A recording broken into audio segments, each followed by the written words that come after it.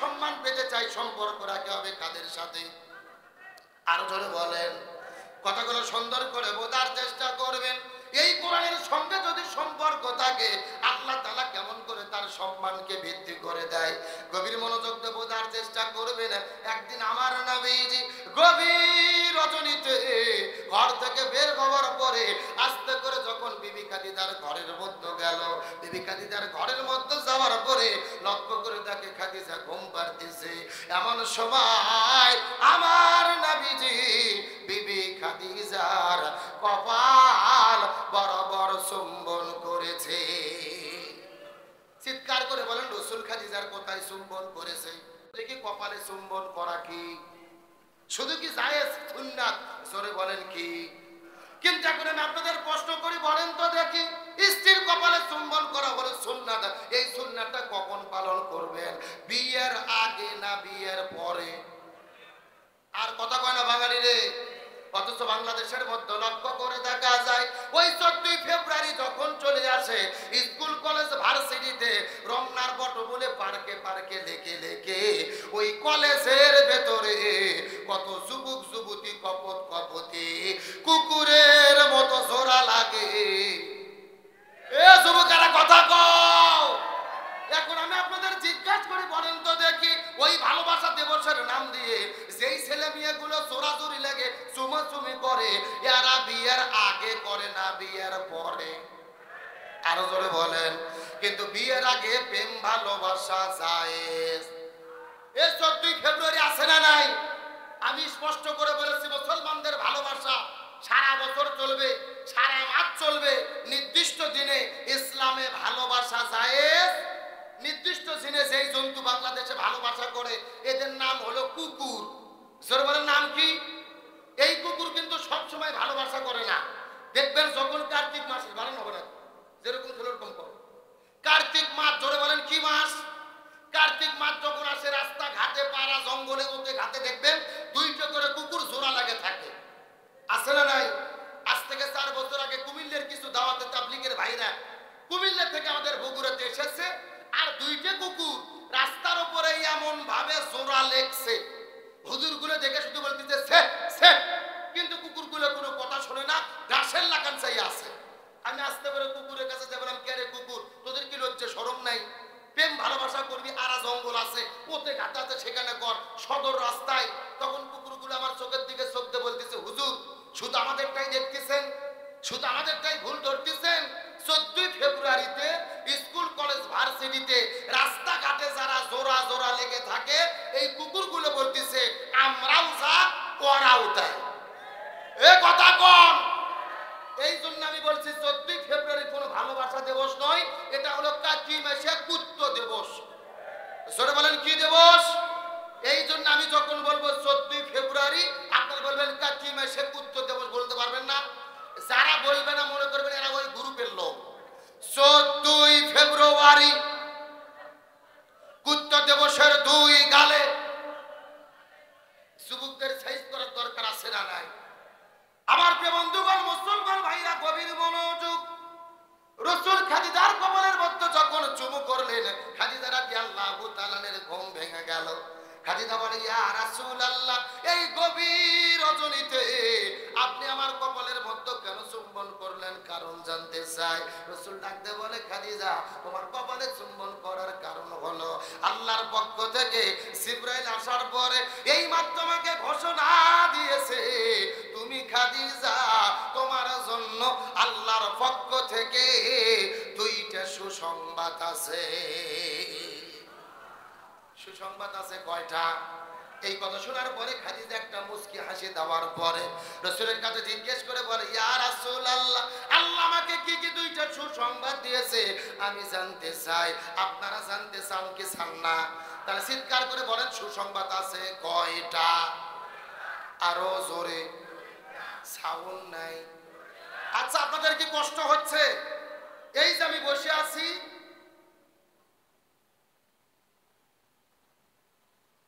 আমার সামনে দিয়ে একেবারে সোজা 2 ভাগ, ডান দিকে 1 ভাগ, বাম দিকে আরেক ভাগ। আপনারা মুখ বন্ধ করেন, আপনারা বলেন তো দেখি বিবি খাদিজার জন্য সুসংবাদ আছে কয়টা? আরো জোরে, আপনারা মুখ বন্ধ করেন, আপনারা বলেন তো দেখি বিবি খাদিজার জন্য সুসংবাদ আছে কয়টা? ওরে বাবা, কেন ভাব করে যারা সাউন্ড বাড়তিছে, তার মানে আপনারা আলসেমি করতেছেন না? আমার বন্ধুগণ, মুসলমান ভাইরা গভীর মনোযোগ। ডানে যারা আছেন কথা বলবেন, বামে যারা আছেন কথা বলবেন, মঞ্চে যারা বসে আছেন তারাও কথা বলবেন। সবাই মিলে চিৎকার করে একসঙ্গে বলেন তো দেখি বিবি খাদিজার জন্য সুসংবাদ আছে কয়টা? আরো জোরে, জোর হলো না। গভীর মনোযোগ দিয়ে কথাগুলো বোঝার চেষ্টা করবেন। খাদিজা মুচকি হাসিতে রাসূলের কাছে জিজ্ঞেস করে বলে, ইয়া রাসূলুল্লাহ, আল্লাহর পক্ষ থেকে কি সুসংবাদ আছে বলেন তো দেখি। রাসূল বলে, খাদিজা, তোমার জন্য প্রথম নম্বর সংবাদ হলো আল্লাহ তাআলা ঘোষণা করেছে তুমি সর্বপ্রথম কালেমা পড়ে মুসলমান হয়েছো। তোমার যত সম্পদ ছিল মুসলমানদের জন্য ব্যয় করে দিয়েছো, ইসলামের জন্য তুমি ব্যয় করে দিয়েছো। আল্লাহ তাআলা তোমার উপরে এত খুশি রাজি খুশি হয়ে গেছে, স্বয়ং আমার আল্লাহ আরশে আজিম থেকে তুমি খাদিজা, তোমাকে আল্লাহ তাআলা সালাম জানাইয়া দিছে। লিল্লাহি তাকবীর। এই পৃথিবীতে একজন মহিলা কালমা ছড়াছড়ি সালাম দিয়েছে, তার নাম কি? এই কথা শোনার পরে আপনাদের মনের মধ্যে আনন্দ। আমরা সবাই তো হাদিসটা পড়ার পরে আনন্দিত হয়েছে, কিন্তু কথাটা শোনার পরে অজর নয়নে খাদিজা কান্না শুরু করলেন। রাসূল বলে, খাদিজা রে, এই খুশির সংবাদ শোনার পরে তুমি কেন কান্না করো? এমন সময় খাদিজা ডাকতে বলে, ইয়া রাসূলুল্লাহ, আমার কান্না করার কারণ হলো আল্লাহ তাআলা আমাকে সালাম জানাইয়া দিয়েছে। এই দুনিয়ায় আল্লাহ তো এর আগে কাউকে সালাম জানাই নাই, হঠাৎ করে আমাকে সালামটা জানাইয়া দিল। আমি তো মূর্খ সূর্খ মানুষ, আমার তো তেমন জ্ঞান বুদ্ধি জানা নাই, কেমনে আল্লাহর সালাম দেওয়া লাগবে আমার মনে বড় ভয় হয়। সালামের জবাব দিতে গিয়ে যদি ভুল হয়ে যায়, আল্লাহর সঙ্গে যদি বেয়াদবি হয়ে যায়, এই টেনশনে আমি কান্না করতেছি। ইয়া রাসূলুল্লাহ, আমি সালামের জবাব দিতে পারবো না, আপনি নবীজি আমার পক্ষ থেকে আল্লাহকে সালামের জবাব দিয়ে দেন। এই কথা বলার পর আমার নবীজি খাদিজার পক্ষ থেকে আল্লাহর সালামের জবাবটা দিয়ে দিলেন। দুই নম্বরে খাদিজা রাসূলের কাছে জিজ্ঞেস করে বলে, ইয়া রাসূলুল্লাহ, আপনি একটু বলেন তো দেখি আমার জন্য কি দুই নম্বর সুসংবাদ আছে? এমন সময় রাসূল বলে, খাদিজা রে, তোমার জন্য দুই নম্বর সুসংবাদ হলো আল্লাহ তাআলা ঘোষণা করে দিয়েছে তুমি খাদিজা শুধু আল্লাহর পক্ষ থেকে সালাম পাও নাই, আল্লাহ ঘোষণা করেছে তুমি খাদিজা হবে জান্নাতের মেহমান। এই কথা শোনার পরে খাদিজা মুচকি মুচকি হাসা শুরু করলেন। রাসূল ডাকতে বলে, খাদিজা, তুমি কেন মুচকি মুচকি হাসো? তার কারণ জানতে চাই। খাদিজা বলে, ইয়া রাসূলুল্লাহ, আল্লাহ তাআলা আমাকে জান্নাতি বলে ঘোষণা করেছে, এর চাইতে বড় পাওয়ার কি হতে পারে? এই জন্য আমি মুচকি মুচকি হাসতেছি। রাসূল বলে, খাদিজা, এইবার তোমাকে প্রশ্ন করি, বলো তো দেখি, তুমি জান্নাতের মধ্যে যাবে কথাটা সত্য, কিন্তু জান্নাতের ভিতরে জান্নাতি নারীদের কে সর্দারনি হবে? জান্নাতি নারীদের কে সর্দারনি হবে বলো তো? খাদিজা বলে, ইয়া রাসূলুল্লাহ, আল্লাহ তাআলা যেহেতু আমাকে সালাম জানাইয়া দিয়েছে, আমাকে জান্নাতি বলে ঘোষণা করেছে, আমি জান্নাতি নারীদের সর্দারনি হব। এমন সময় রাসূল বলে, খাদিজা রে, না, তুমি বড় ভুল ভেবেছো, তুমি জান্নাতি নারীদের সর্দারনি হবে না। ওই জান্নাতের ভেতরে জান্নাতি নারীদের যিনি সর্দারনি হবে, তোমার পেটের মধ্য থেকে জন্মগ্রহণ করেছে, যার নাম হলো খাতুনে জান্নাত ফাতেমা। লিল্লাহি তাকবীর। জান্নাতি নারীদের সর্দারনি হবে, তার নাম কি? আরো জোরে। এই কথা শোনার সঙ্গে সঙ্গে খাদিজার মন খারাপ হয়ে গেল। তার কারণ হলো মহিলাদের মধ্যে হিংসা আছে না নাই? আরো জোরে বলেন। বেটার বউ চায় না শাশুড়ি আমার উপরে থাকুক, আমার শাশুড়িও চায় না বেটার বউ আমার উপরে উঠুক। এই কথা কোন? এই জন্য খাদিজার মনটা বড় খারাপ হয়ে গেল। আমি সর্বপ্রথম ইসলাম ধর্ম গ্রহণ করলাম, যত সম্পদ ছিল সব কিছু বিলাইয়া দিলাম, আমি বললাম শুধু জান্নাতি, আর আমার পেটের মেয়ে ফাতেমা হলো জান্নাতি নারীদের সর্দার নেই। ইয়া রাসূলুল্লাহ, এর কারণটা কি বলেন তো দেখি। রাসূল বলে খাদিজা রে, এর পেছনে কারণ হলো দুইটা। জোরে বলেন কয়টা? আরো জোরে। এই কারণ দুইটা জানার দরকার আছে না নাই? এ কতক্ষণ আলোচনা কি চলবে? কারা কারা চলবে না হাত তোলেন। এই হলো হুজুগে বাঙালি, যাই বলে আইরে তারই সাথে যাই রে, বোঝা শোনা। এরকম হুজুগে বাঙালি হলে হবে না। সত্য সত্য শেষ পর্যন্ত কারা কারা চলবে হাত তোলেন তো দেখি। লিল্লাহি তাকবীর। এ সাউন্ড হয় না, হাত টান টান উঠান। এই ছেলে ছেলে হাত উঠান, এই চাচা হাত উঠান দেখি। সবাই একটু গলা কাকার দেন তো দেখে। হ্যাঁ, লিল্লাহি তাকবীর। আল কোরআনের আলো, আল হাদিসের আলো, দুনিয়ার মুসলিম ইসলামের শত্রুরা, কোরআন আছে যেখানে, হাদিস আছে যেখানে, লিল্লাহি তাকবীর। যাকে এতক্ষণে বোঝা গেল এলাকাতে মাহফিল একটা হচ্ছে। আপনারা সবাই কিন্তু হাত তুলে কথা করলেন যে আলোচনা চলবে, শেষ পর্যন্ত থাকবো। এখন না থাকে যদি উঠে চলে যান, ওটা ভঙ্গ করা কিসের লক্ষণ? আরো জোরে বলেন। আপনারা কি মুনাফিক হতে চান? শুধু লক্ষ্য করে দেখেন কারা কারা উঠে যায়। যারা উঠে যাবে মনে করবেন এই গ্রুপের লোক। আর এই যুবক ছেলেবেলাদের নয়, ছেলেবেলে যে যেখানে আছে বসে পড়ো তো দেখি। আরো ভেতরে ঢোকা হয়েছে, পিছনে জায়গা আছে। এই দেখি সবাই ভেতরে ঢোকেন, দেখি ঢোকেন। এই বসেন বসেন।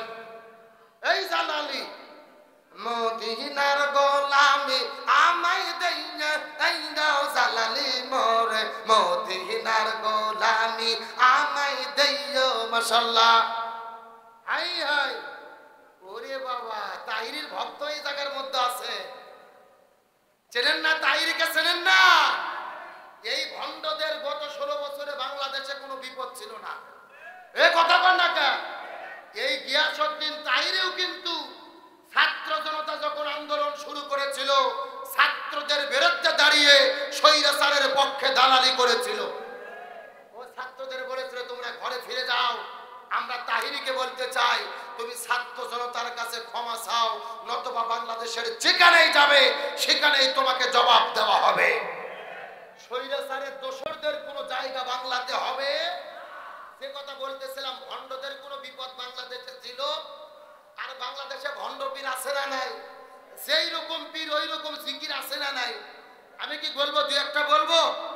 আল্লাহর ওলি খাজা বাবা, বিশ্বের ওলি খাজা বাবা, ফরিদপুরের কেবলা জাগান তোমার জন্য কান্দে বাবা, লক্ষ জাকের এ কথা কোন কথা কোন? দুই কান্দর দুই ফেরেশতা আছে না নাই? দুই ফেরেশতা কলম বার করে শুধু দাঁত দিয়ে কামড়াচ্ছে। আল্লাহ বলতেছে কে ফেরেশতা তোমরা কলম দাঁত দিয়ে কামড়াও কেন?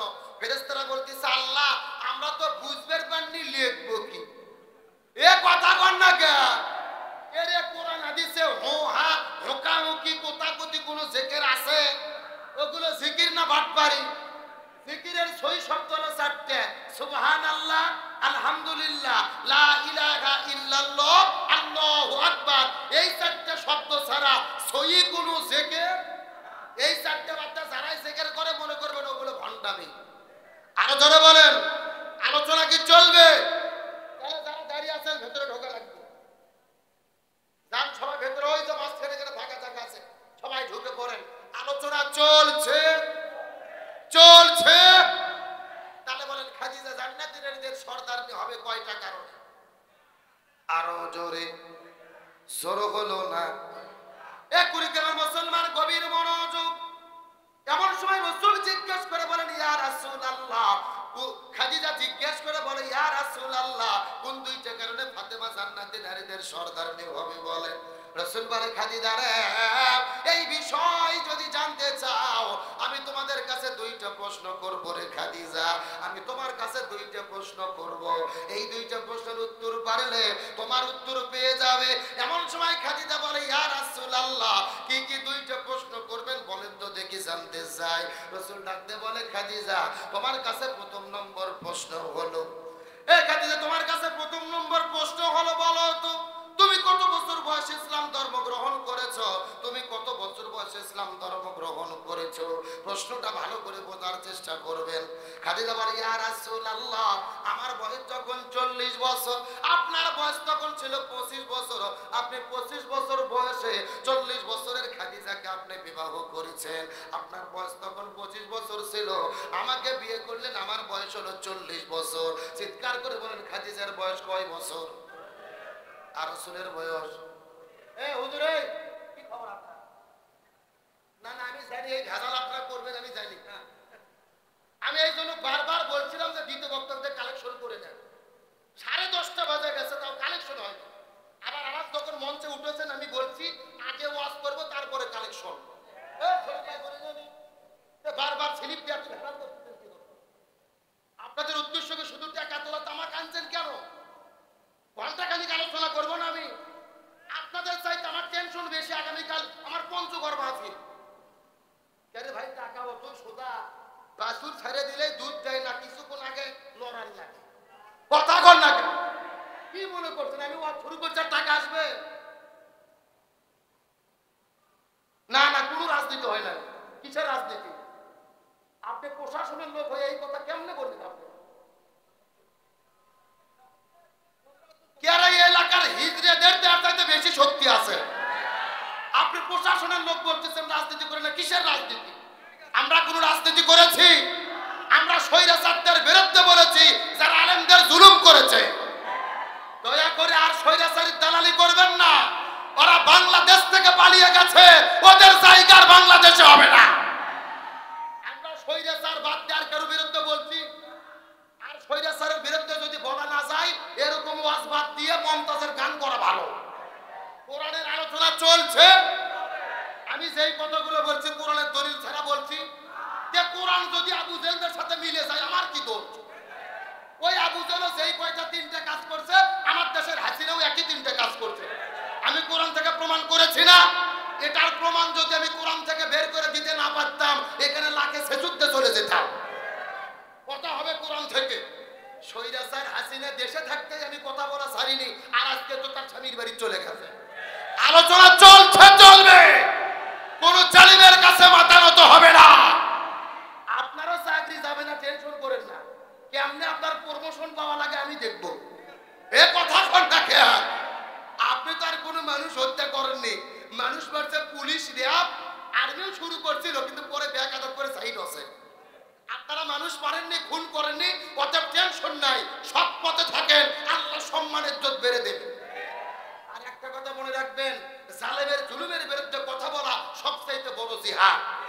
খালি অস্ত্র ধরাই জিহাদ, ওই হাসিনের বিরুদ্ধে কথা বলা বড় জিহাদ। ও জিহাদ যদি করে না যায়, ওয়াজ দিয়ে সারা বছর লাভ নাই।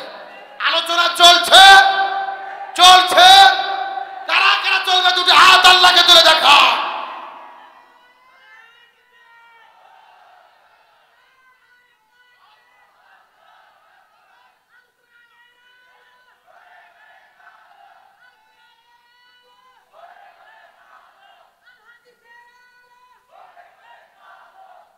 আপনাদের কি কষ্ট হয়? রাগ করতেছেন? আরে ভাই, আমরা তো স্বাধীন দেশে আছি, কি দেশে? এখন স্বাধীন দেশেও যদি কোরআনের কথা বলতে না পারি, তাহলে কেমনে হবে? আমরা আগে দেখেছি, আপনারা ভিডিওর মধ্যে দেখেছেন, আমার অনেক মাহফিলে জালেমেরা যায় মাইক ভেঙে ফেলছে। অনেক মাহফিলে তারা বাধা দিয়েছে। আজকে বাধা দেওয়ার কোনো সুযোগ আছে? আছে। এখন যদি কোরআনের মাহফিলে কেউ বাধা দিতে আসে, পিঠের চামড়া থাকবে না। কোরআনের জনতার হক কথা চলছে, টেনশন করেন না। কালেকশন যা ভাবতেন তার তো বেশি হবে, ওঠে সময় মতো সব হবে ইনশাআল্লাহ। আরে ভাই, গরম গরম খিচুড়ি রেডি। কি মনে করতেছেন ফজর পর্যন্ত ওয়াজ করলে লোক উঠবে না? ইনশাআল্লাহ। আমার মাহফিল থেকে লোকজন এমনি ওঠে না। আর আজকে তো আমার পরে প্রধান বক্তা আছে। প্রধান বক্তা বুঝেননি?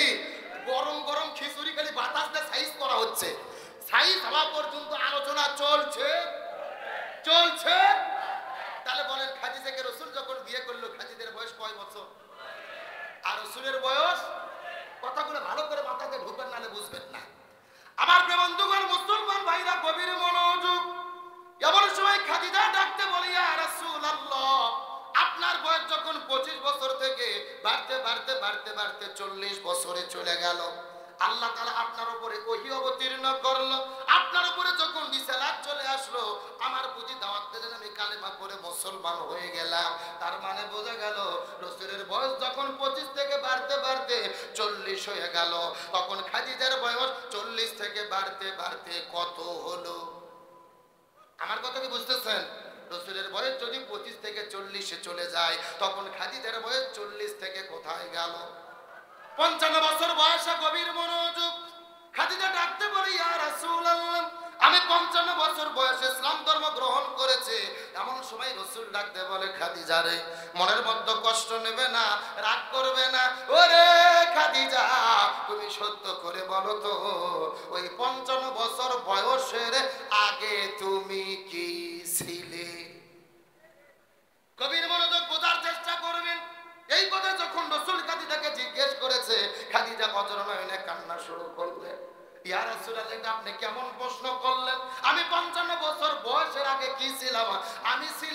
আমি তো তখন ঈমান গ্রহণ করিনি, আমি তখন ছিলাম বেঈমান, আমি আল্লাহর সঙ্গে কুফরি করেছি, ঈমান গ্রহণ করি নাই। কেমনে ঈমান গ্রহণ করব? আপনি তো তখন দ্বীনের দাওয়াতই দেন নাই, আপনিই বা দ্বীনের দাওয়াত দেবেন কেমনে? আপনার উপরে তখন তো রিসালাতি আসে নাই। ইয়া রাসূলুল্লাহ, 55 বছর বয়সে ইসলাম ধর্ম গ্রহণ করেছে, আর তার আগে পর্যন্ত আমি কুফরি হালতে জীবন যাপন করেছি। এমন সময় রাসূল ডাকতে বললেন, খাদিজা, এবার তুমি সত্য করে বলো তো, তোমার মেয়ে ফাতেমা কত বছর কুফরি হালতে জীবন যাপন করেছে, আর কত বছর বয়সে ঈমান গ্রহণ করেছে?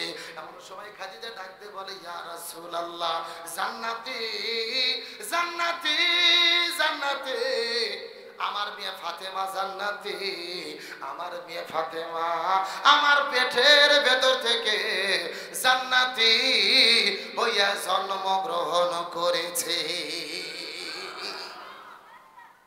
এই কথা শোনার পরে খাদিজা বলে, ইয়া রাসূলুল্লাহ, আমার মেয়ে ফাতেমা পেটের মধ্য থেকে জান্নাতে জন্মগ্রহণ করেছে।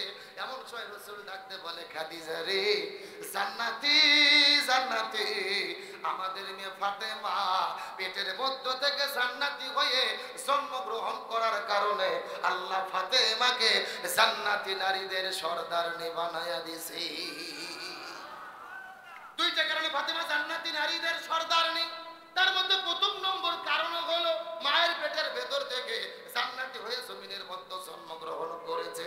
খাদিজা ডাকতে বলে, ইয়া রাসূলুল্লাহ, দুই নম্বর কারণটা কি? রাসূল বলে, খাদিজা রে, তোমার কাছে দুই নম্বর প্রশ্ন হলো, বলো তো দেখি, তোমার হাতটা কেমন, পাউটা কেমন, তোমার বুকের চেহারাটা কেমন, তোমার শরীরের ঢপটা কেমন, এই দুনিয়ার কত মানুষে বলতে পারবে বলো তো? খাদিজা বলে, ইয়া রাসূলুল্লাহ, এটা আপনি কেমন প্রশ্ন করলেন? আমি মক্কার সবচাইতে ধনবতী রমণী, আমি ছিলাম মক্কার ভিতরে সবচাইতে ধনবতী রমণী। আমার বাবা মারা যাওয়ার পরে আমি মক্কা মদিনা সিরিয়া দামেস্কে ব্যবসা করেছি, হাজার হাজার মানুষের সঙ্গে দেখা করেছি। সেই সময় তো পর্দার কোনো বিধান ছিল না। হাজার হাজার মানুষে বলতে পারবে আমার হাতটা কেমন, আমার পাউটা কেমন, আমার চোখটা কেমন, চেহারাটা কেমন, হাজার হাজার মানুষে বলতে পারবে। এমন সময় রাসূল লাগতে বলে, খাদিজা, মনের মধ্যে কষ্ট নিও না, হাজার হাজার মানুষে বলতে পারবে তোমার চেহারাটা কেমন। এখন তুমি বলো তো দেখি, তোমার পেটের মধ্য থেকে জন্মগ্রহণ করেছি ওই ফাতেমার চেহারাটা কেমন, হাতটা কেমন, পাউটা কেমন, এই দুনিয়ার কত মানুষে বলতে পারবে বলো তো দেখি। খাদিজা বলে, ইয়া রাসূলুল্লাহ, আমার মেয়ে ফাতেমা পর্দানিশী, পর্দানিশী, আমার মেয়ে ফাতেমা পর্দানিশী। এই দুনিয়ার কোন মানুষে ফাতেমার চেহারা সম্পর্কে বলতে পারবে না। রাসূল বলে, খাদিজা রে, পর্দানিশী, পর্দানিশী, আমাদের মেয়ে ফাতেমা পর্দানিশী। আর পর্দানিশী হওয়ার কারণে আমার আল্লাহ রাব্বুল আলামিন ওই ফাতেমাকে জান্নাতি নারীদের, জান্নাতি নারীদের সর্দারনি বানায়া দিয়েছে। লিল্লাহ আগে থাকবে। তাহলে কারণ হলো পর্দা। জোরে বলেন কারণ কি? আরো জোরে। কেরে ভাই পর্দার মিছিল করতে কি ভয় লাগতেছে? কারণ হলো পর্দা। জোরে বলেন কারণ কি? আরো জোরে। এখন বলেন তো দেখি ওই পর্দার দরকার আছে না নাই? কিন্তু কুড়িগ্রাম জেলার মা বোনেরা কি পর্দা করে? করে। কুড়িগ্রাম জেলার মা বোনদের ধরন বলিতে লাগে শরম সকালবেলা, আর সকালবেলা বোরকা পরে, বিকেল বেলা ওড়না নাই। দাদা ভাই ডিজিটাল দেশ বুঝিয়ে টাই। এ কথা কন না গা।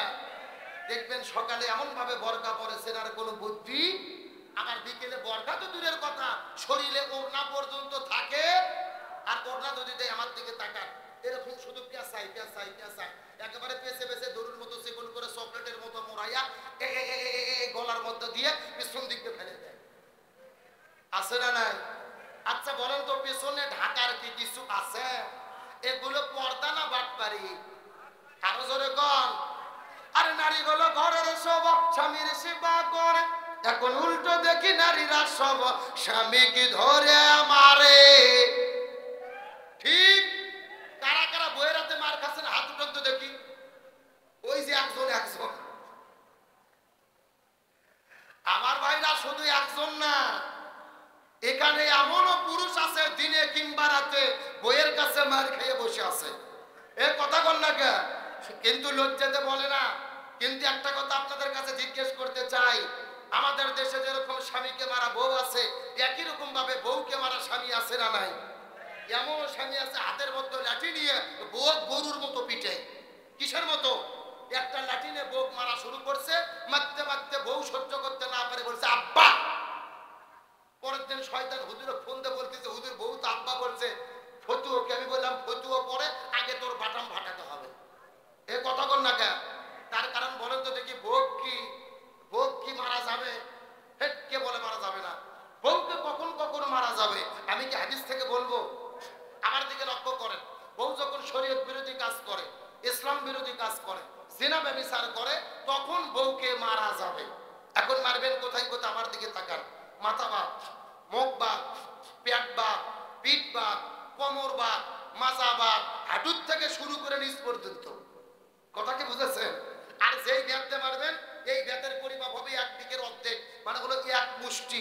এই ওয়াজ আমি গত বছর গাইবান্ধা সুন্দরগঞ্জে করেছি। একটা যুবক বলতেছে হুজুর এক মুষ্টি ধরবো কি আর মারবো কি? তখন আরেকজন বলতেছে হুজুর ধরার পরে যদি কোনো মতো মাথা বার হয়ে থাকে, ওই মাথাতে ভূত দেবো হুজুর। এইরকম বাটপার আছে না নাই? ও তাও ভোট মারবে। এখন বলেন তো ভোট মারলে কি ভোট ঠিক হবে? না, রসুল বলেছেন মহিলাদেরকে মারে নয়, তাদের সৃষ্টি করা হয়েছে বাম পাথরের বাঁকা হাড় দিয়ে। রসুল বলেন কি হাড়? এখন বাঁকা আরো যদি হাতুড়তে মেরে সোজা করতে চান সোজা হবে? ভেঙে মচকে যাবে।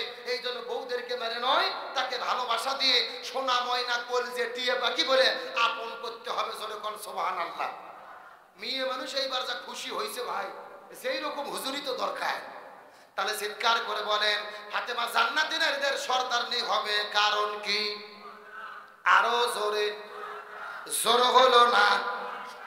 আমার বন্ধুগণ, মুসলমান ভাইরা গভীর মনোযোগ। এই তিনটা কথা বলার পরে রাসূল যখন খাদিজাকে জান্নাতি বলে ঘোষণা করে দিলেন, পরের দিন সকালবেলা লক্ষ্য করে দেখা যায় বিকেল বেলা আসর নামাজের পরে আস্তে করে নবীজি যখন খাদিজার ঘরে চলে গেছে, নবীজি খাদিজার ঘরের মধ্যে যাওয়ার পরে লক্ষ্য করে দেখে বিবি খাদিজা মাটির সঙ্গে গড়াগড়িতে কান্না করতেছে।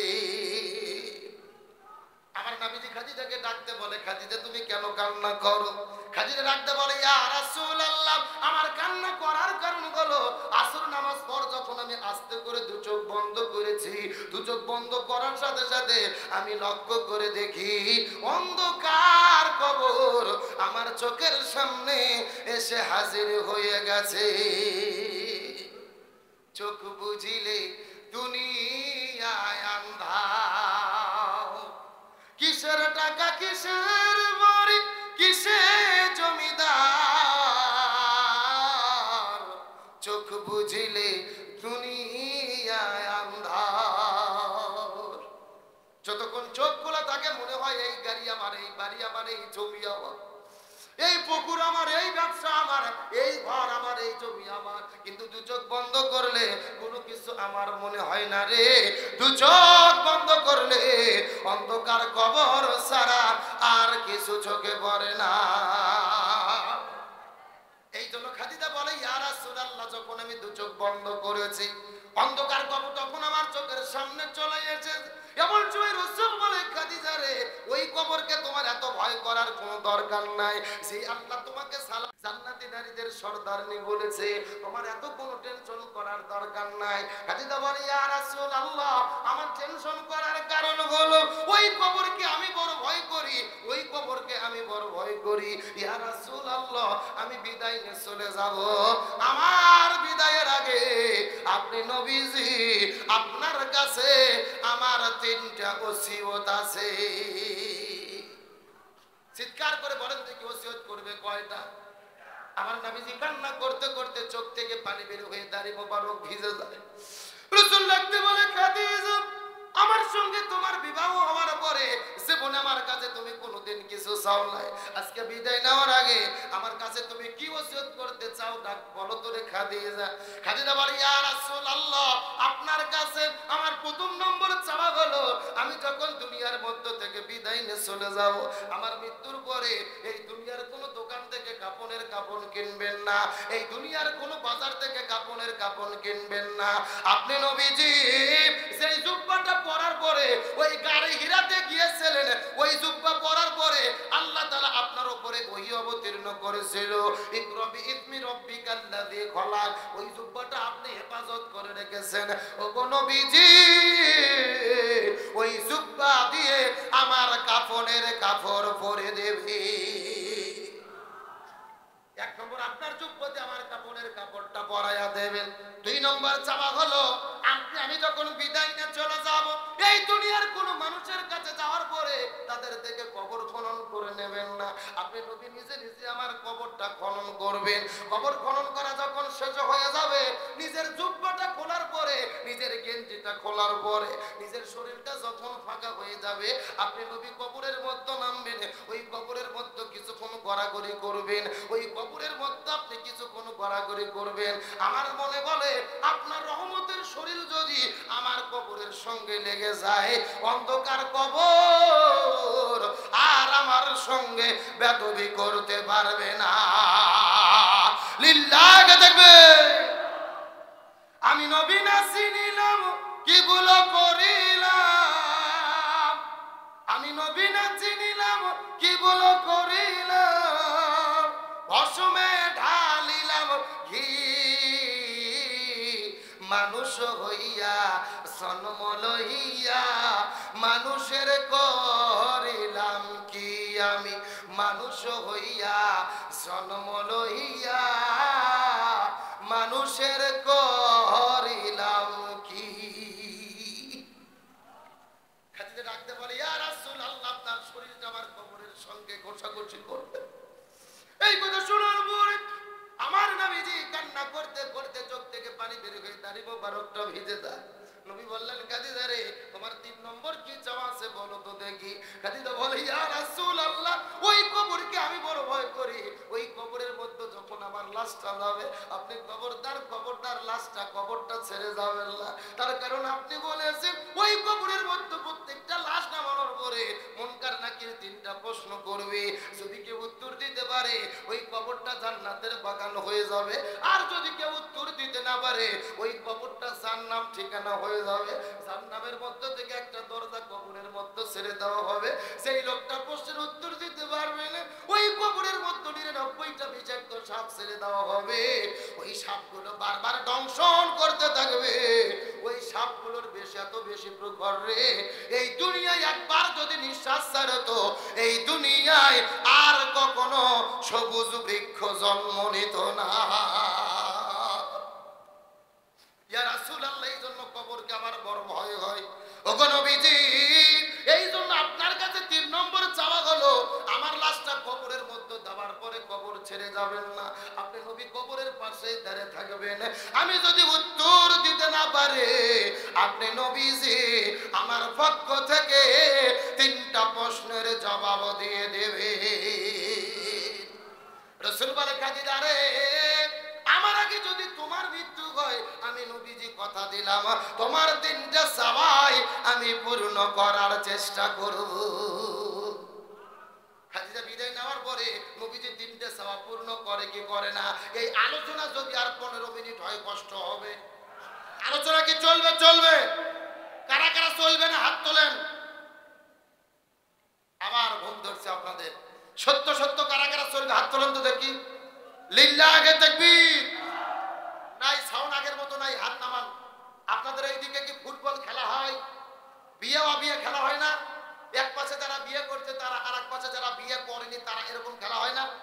এখন একটা তাকবীর দেব, প্রথমে তাকবীর দেবে যারা বিয়ে করেনি তারা, তারপরে তাকবীর দেবে যারা বিয়ে করেছে। চলছে শহীদ বিপদ আছে, দোয়া চাইতে 500 টাকা। মকবুল হোসেন 500 আল্লাহ কবুল করেন, বলেন আমিন। আরেকজনে 500 আল্লাহ কবুল করেন, আমিন। নাম কি? আকিদুল, কত? 1000 টাকা আল্লাহ কবুল করেন, বলেন আমিন। আলোচনা কি চলবে?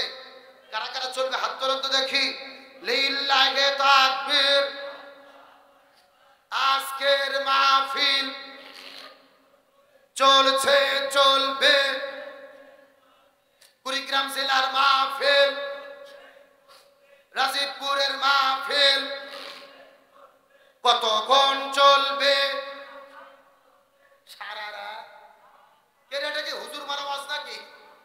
আমার বেলা সারা রাত নয়, 5টা মিনিট কথা বলবো, তবে কোনো দিকে ওটাউটি করা যাবে। যে যেখানে আছেন বসেন, কমিটির ভাইরা সবুর করেন, কালেকশন আলহামদুলিল্লাহ আবার করবো, বস থাকেন, আর একটু ওয়াজ করে নেই। কি বলেন আপনারা? আলোচনা চলছে। তাহলে বলেন খাদিজা রাসূলের কাছে কয়টা নসিহত করে গেলেন? আরো জোরে বলেন। আমার প্রিয় বন্ধুগণ, মুসলমান ভাইরা গভীর মনোযোগ। শেষ একটা মেসেজ দেওয়ার পর আপনাদের মধ্য থেকে বিদায় নিয়ে চলে যাব। কথাগুলো সুন্দর করে বোঝার চেষ্টা করবেন। এই 3টা নসিহত করার পরে পরের দিনের সকালবেলা আমার নবীজি ঘুম থেকে ওঠার পরে লক্ষ্য করে দেখে সকালবেলা বিবি খাদিজা আল্লাহর ডাকে সাড়া দিয়ে ওই খাদিজা জমিন থেকে বিদায় নিয়ে চলে গেছে। আমার নবীজি খাদিজার মৃত্যুটা দেখার পরে অজর নয়নে কান্না শুরু করলেন। সাহাবীরা ডাকতে বলে, ইয়া রাসূলুল্লাহ, আপনারা তো কান্না করার কারণটা কি বলেন তো দেখি। রাসূল ডাকতে বলে, সাহাবীরা রে, আমার জীবনের ইতিহাস তো তোমরা জানো না। মায়ের গর্ভের মধ্যে থাকতে আমার বাবা জমিন থেকে বিদায় নিয়ে চলে গেছে। আমি জন্মের কয়েকদিন পরে আমার মা বিদায় নিয়ে চলে গেছে। আমাকে রাখা হয়েছে দাদার কাছে, দাদাও কিছুদিন পরে বিদায় নিয়ে চলে গেছে। আশ্রয় পেয়েছিলাম চাচার কাছে, চাচাও বিদায় নিয়ে চলে গেছে।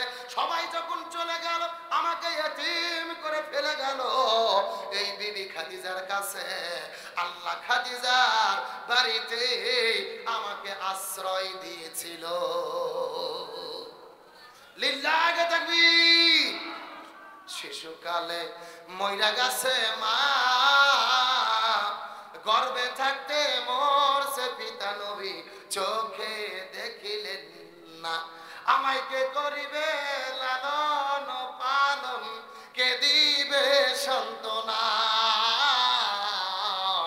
এই দুনিয়ার বড় এতিম নবী ছিলেন একজনা। আমার নবীজি খাদিজার পাশে আছেন, পাশে দাঁড়িয়ে কান্না শুরু করলেন। আস্তে করে ঘরের মধ্যে যাওয়ার পরে ওই যে পুরাতন যেই জুব্বা ছিল ওই জুব্বাটা বের করে আনার পরে ফাতেমার হাতের মধ্যে উঠাইয়া দিল। পরে ফাতেমা রে, এই জুব্বাটা দিয়ে তোমার মায়ের কাপড়ের কাপড়টা পরাইয়া দাও। ফাতেমা কান্না শুরু করলেন, বাবা এটা আপনি কেমন কথা বললেন? আমি তোমার কাছে কতদিন গল্প শুনেছি, আমার মাও ছিল মক্কার সবচাইতে ধনবতী রমণী, এত এত সম্পদ ছিল মা, অত 6 মাসকে বিদায় নিয়ে চলে গেল। দুনিয়ার কোন দোকান থেকে একটা কাপড় কেনার মতো কি আপনার সামর্থ্য নাই? একটা কাপড় কেনার মতো কি আপনার টাকা নাই? আপনি পুরাতন জুব্বা দিয়ে আমার মায়ের লাশটাকে দাফন করে কবরের মধ্যে দেবেন। রাসূল বলেন, ফাতেমা রে, তুই ছোট্ট মিয়া, তুই বুঝতে পারবি না। এই জুব্বা কোনো সাধারণ জুব্বা নয়, এই জুব্বার সঙ্গে আছে আমার আল্লাহর কোরআনের সম্পর্ক। লিল্লাহ দেখবে জুব্বার সাথে কিসের সম্পর্ক? আরো জোরে বলেন।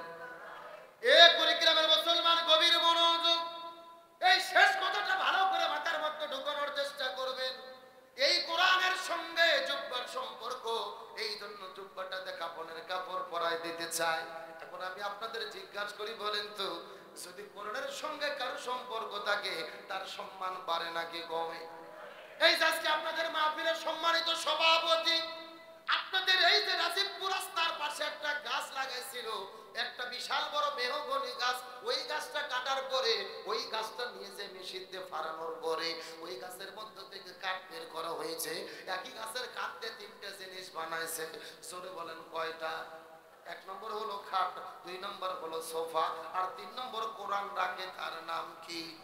একটা হলেন খাট, একটা সোফা, আর একটার নাম হলো রিহাল। খাটের দাম হলো 50,000 টাকা, আর সোফার দাম হলো 30,000 টাকা, রিহালের দাম হলো 20,000 টাকা। একই গাছের কাঠ দিয়ে এগুলো বানানোর পরে একই দোকানের মধ্যে রেখে দিয়েছে। প্রতিক্রমে আপনাদের মসজিদের, আপনাদের আজকের মাহফিলের সভাপতি দোকানে গেছে, নতুন বাসা করেছে, ফার্নিচার গুলো কেনা দরকার, যাওয়ার পরে তিনটা জিনিস কিনেছে, একই ঘরের মধ্যে রেখে দিয়েছে। এক নয়, দুই নয়, 10 বছর পার হয়ে গেছে। চলে বলেন কয় বছর? 10 বছর পরে খাট আর সোফার মধ্যে গল্প হচ্ছে, একই ঘরের মধ্যে তাদের জায়গা। সোফা ডাকতে বলে খাট, ভাই তোমার দিন পথ কেমন যাচ্ছে বলো তো দেখি। খাট ডাকতে বলে সোফারে, আমার অবস্থা তেমন ভালো না, আমি খাট আমাকে বানানো হয়েছে, এই খাটের উপরে থাকা যাবে 4 জন। জোরে বলেন কয়জন? আমি খাট আমাকে বানাইছে 4 জন থাকার জন্য। কিন্তু মাঝে মধ্যে এলাকার ভেতরে আব্দুল সালাম যুক্তিবাদীর যদি তাফসীর মাহফিল হয়, অথবা ঈদের পরে যদি আত্মীয়স্বজন বাড়িতে আসে, অথবা বিয়ের কোনো অনুষ্ঠান যদি বাড়িতে হয়, থাকা যাবে 4 জন, মানুষ ওঠে 8 জন। কথা কি বোঝা যায়? তার মানে খাট বলতেছে আমার অবস্থা তেমন ভালো। খাট এখন সোফাকে জিজ্ঞাসা করে বলো, সোফা ভাই তোমার অবস্থা কি বলো তো দেখি। সোফা ডাকতে বলে খাট ভাই তোমারও অবস্থা যা, আমারও অবস্থা তাই। আমি বললাম সোফা, এই সোফার উপরে বসার একটা আদব আছে না নাই? এই যে আমরা 4 জন লোক সোফার উপরে বসে আছি, আদব নিয়ে কিন্তু বসে আছি, কিন্তু সোফা বলতেছে এমন লোক মাঝে মধ্যে আমার উপরে ওঠে, নিচে থাকে না, মাঝে মধ্যে লাফ দিয়ে উঠে উপরে বসে। আছে না নাই? আর এইরকম যদি ডবল সোফা হয়, ডাবল মানে 2 জন বসা, বুঝেন না? আর যদি ডাবল সোফা হয়, ডাবল সোফা ডাকতে বলতিছে উপরে উঠে বসাই তো শেষ নয় রে, ওই খাটের উপরে যখন লোকের জায়গা হয় না, এমনও যুবক আছে জিন্সের প্যান্ট পরে আমার উপরে শুয়ে পড়ে। তার মানে সোফাও বলতিছে আমার অবস্থা তেমন ভালো। এখন খাট আর সোফা মিলে বুদ্ধি করার পরে উপর দিকে লক্ষ্য করে দেখে একটা রিহাল, রিহালের উপরে কোরআন রাখা হয়েছে। রিহালকে জিজ্ঞেস করে বলে, রিহাল রে তোমার দিন পথ কেমন যায় সত্য করে বলো তো দেখি। আমরা তো একই সঙ্গে গাছের মধ্যে ছিলাম, একই গাছের কাঁদতে তিনটে জিনিস বানাইছে। রিহাল বলতেছে তোমরা কি দেখো না আমি রিহাল, আমার উপরে কোরআন রাখা হয়, মানুষেরা যখন কোরআনকে চুমু খায় আবার উল্টাইয়া আমি রিহাল আমাকেও চুমু খায়। আরো জোরে বলেন। এই জায়গার মধ্যে শেষ নয়, রিহাল ডাকতে বলে আমি যদি ভুল করে মানুষের হাতের মধ্যে থেকে মাটির মধ্যে পড়ে যাই, ওই রিহালটা লাফতে তোলার পরে বকথই মুখথইয়া চুমু খায়। তার মানে রিহাল বলতে যে খাটে তোমার দাম 50,000 টাকা হতে পারে, এই সোফা তোমার দাম 30,000 টাকা হতে পারে, কিন্তু তোমাদের সম্মান নাই রে। আর আমার দাম মাত্র 20 টাকা, কিন্তু আমার এত সম্মান তার কারণ হলো আমি রিহাল, আমার সঙ্গে আছে আমার আল্লাহর কোরআনের সম্পর্ক। লিল্লাহ তাকবীর। এখন আমি আপনাদেরকে জিজ্ঞাসা করি বলেন তো দেখি, কোরআনের সঙ্গে যদি রিয়াল থাকার জন্য সম্মান বেড়ে যায়, আমরা যদি কোরআন দিয়ে জীবন করি সম্মান বাড়বে কি বাড়বে না? আপনাদের গ্রামের ভেতরে ডিসি আছে, এসপি আছে, কত শিক্ষিত বড় বড় নেতা আছে, রাস্তাতে যদি হেঁটে যায় কেউ সালাম দিতে চায় না, আবার কেউ যদি সালাম দেয় পেছন দিকে যাওয়ার পরে বলে চোর গেল। আরো জোরে বলেন। অথচ আপনাদের মসজিদের হুজুর ইমাম মসজিদ মহসিন খতিব 3000 টাকা মাস বেতন, তারপর 6 মাস বাকি। কথা কয় না বাঙালি? 3000 টাকা বেতন, 6 মাস বাকি। তারপরে হুজুররা যখন রাস্তাতে হেঁটে যায়, মানুষেরা লাইন ধরে ধরে সালাম দিতে থাকে। তার মানে বোঝা গেল হুজুরদের এত সম্মান, আলেমদের সঙ্গে আল্লাহর কোরআনের সম্পর্ক। তার মানে বোঝা গেল কোরআনের সঙ্গে যার স্পর্শ লাগে আল্লাহ জীবনকে পরিবর্তন করে দেয়, তাদের সম্মানকে বৃদ্ধি করে দেয়। এখন আমি আপনাদেরকে জিজ্ঞাসা করি, বলেন তো দেখি, এই কোরআন দিয়ে যদি বাংলাদেশ চালানো হয়, এই বাংলাদেশের সম্মান বাড়বে নাকি কমবে? আরো জোরে বলেন। সুতরাং আজকের মাহফিল থেকে শপথ নেব, এই কোরআনের জন্য যদি রিয়ালের দাম বাড়ে, আলেমদের দাম বাড়ে, মসজিদ মাদ্রাসার দাম বাড়ে, ওই কোরআন দিয়ে চললে কিন্তু আমার দেশেরও দাম বেড়ে যাবে। এই জন্য আজকে শিক্ষা গ্রহণ করে শপথ নেব, ব্যক্তি, পরিবার, সমাজ, রাষ্ট্র, রান্নাঘর থেকে শুরু করে সংসদ ভবন পর্যন্ত প্রত্যেকটা জায়গায় কোরআন দিয়ে জীবন চলতে কারা কারা রাজি আছেন? দুটো হাত আল্লাহকে তুলে দেখা। লিল্লাহি তাকবীর। একজন তাকবীর দেন তো দেখি, একজন তাকবীর দেন।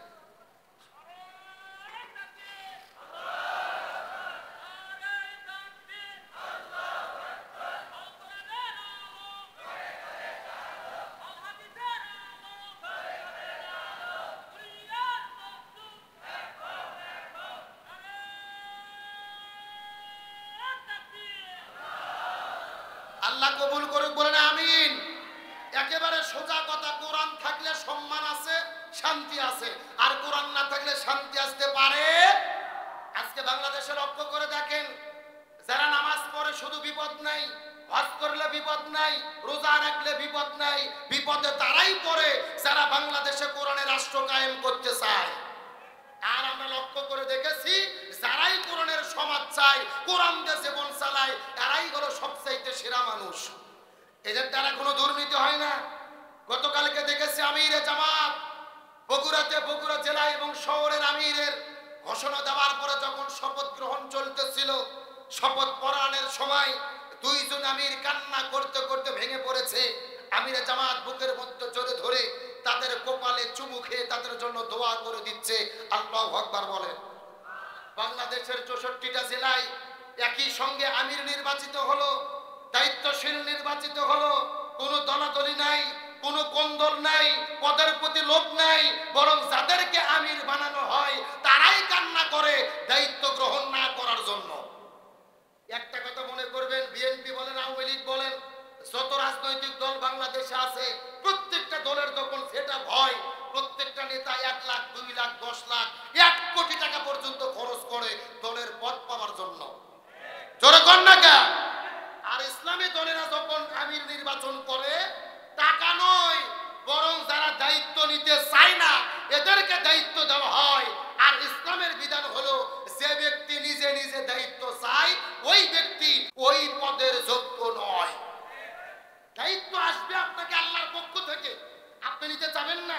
হযরত উমর ফারুককে যখন আমির ঘোষণা করা হলো, উমর ফারুক কান্না করতে করতে মরুভূমির মধ্যে চলে গেছে।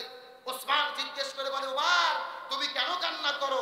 উমর ফারুক বলতেছে, আমি তো রাখাল ছিলাম, আমাকে বানানো হলো অর্ধ পৃথিবীর খলিফা, আমি কিভাবে দায়িত্ব পালন করব? আমি যদি আমানতের খেয়ানত করি আল্লাহর কাছে কেমনে জবাব দেব? আল্লাহু আকবার বলে।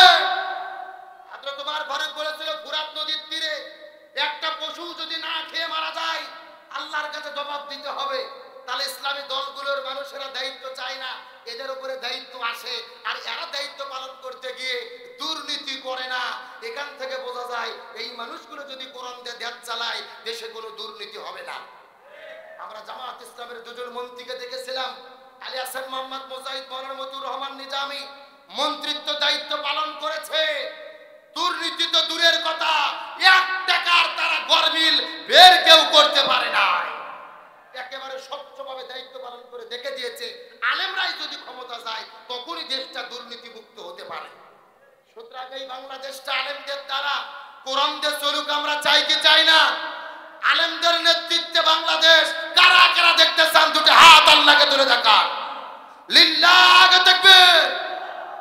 কোরআন দিয়ে যদি দেশ চলে তাহলে শান্তি আসবে, ন্যায় আসবে, ইনসাফ কায়েম হবে, মানুষেরা সুখে শান্তিতে ঘুমাবে, খেলাফতের শাসন কায়েম হবে। আল্লাহ বাংলা প্রচেষ্টা ইসলামের জন্য কবুল করুক, বলেন আমিন। আরো জোরে বলেন আমিন। তাহলে রাসূল বলেছে ফাতেমা এই জুব্বাটা যেন তেন জুব্বা নয়, এই জুব্বার সঙ্গে কিসের সম্পর্ক মনে নাই নাকি আপনাদের? আমার প্রিয় বন্ধুগণ, মুসলমান ভাইরা গভীর মনোযোগ, শেষ কথাটা আপনাদের মধ্যে বলি, ভালো করে বোঝার চেষ্টা করবেন। এই কথাটা বলার পরে ফাতেমা জুব্বাতে যখন খাদিজার শরীরে পরায়ে দিল, আমার নবীজি কবর করতে গেলেন। কবর করতে যাওয়ার পরে নিজে নিজে কবরটা খনন করার পরে শরীরের মধ্যে থেকে জুব্বাটা খুলে ফেলার পরে, জামাগুলো খুলে ফেলার পরে শরীরটা খালি করে আমার নবী কবরের মধ্যে শুয়ে পড়লেন। ওই কবরের মধ্যে কিছু কোনো গড়াগড়ি করলো। আস্তে করে যখন খাদিজার জানাজাটা হয়ে গেল, খাদিজাকে আনার পরে আমার নবীজি কবরের মধ্যে দেওয়ার পরে আসর নামাজ পার হয়ে যায়, নবী কবর ছাড়ে না। মাগরিবের নামাজ পার হয়ে যায়, মুনকার নাকির কবরের মধ্যে আসে না। আসর নামাজ পার হয়ে যায়, তারপরে মুনকার নাকির কবরের মধ্যে আসে না। শেষ পর্যন্ত মুনকার নাকির কবরে আসে কি না আসে, আর শেষ পর্যন্ত কি হয় জানার দরকার আছে না নাই? এই আলোচনা কি চলবে? কারা কারা চলবে হাত তুলান তো দেখে। দেখেন তো কি হাত তুলেন, হাত তুলেন, সবাই হাত উঠান, লিল্লাহি তাকবীর, চিৎকার করে বলি ইয়া রাব্বাল আলামিন। আজকের মাহফিলকে আপনি কবুল করে নেন। এই মাহফিলে ওসিলা করে আমাদের সবাইকে মাফ করে দেন। এই মাহফিলে আমাদের সামর্থ্য মতো দান করার তৌফিক দেন। সকলে বলে আমিন। এখন হাতগুলো মুষ্টি করেন, মুষ্টি, হ্যাঁ। এখন আস্তে আস্তে নামাইয়া নামাইয়া নামাইয়া পকেটে ঢুকান। কোথায় ঢুকবেন? যারা 50, 100, 200, 500 টাকা দেবেন, মঞ্চে আসেননি, আপনাদের মধ্যে চাদর চলে যাবে, আপনাদের মধ্যে ব্যাগ চলে যাবে।